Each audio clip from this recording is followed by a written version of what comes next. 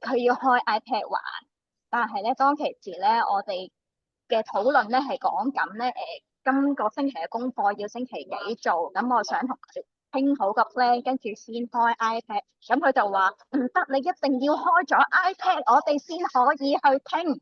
我仔當其時就係唔得，你一定要開，跟住然之後佢就開始喊啦、掉嘢啦、開始打我啦。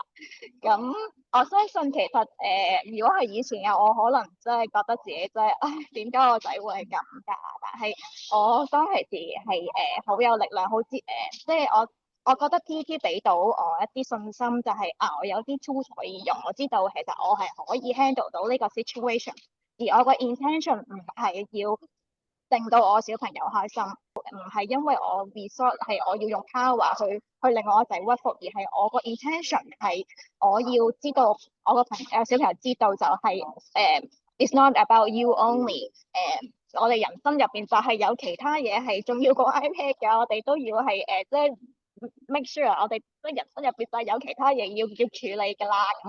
咁當其時即係 gift shipping 啦，咁我要同你佢就係話我都知道 iPad 真係好好玩啦，因為好想睇 YouTube，好多嘢睇。How can I help you？我見到你而家真係好唔開心，好 frustrated。媽咪坐喺你隔離，我陪你一陣先啦。你真係而家一定要開啊！咩咁樣。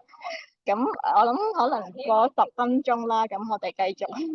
佢好似 calm down 咗，佢聽到我講嘢，我堅持到我做嘅嘢。咁我當其時就即係好想俾自己一個讚，一個肯定，就係哇！我可以 survive 到呢個 situation，但我完全冇諗過我以前係可以做到㗎咁樣咯。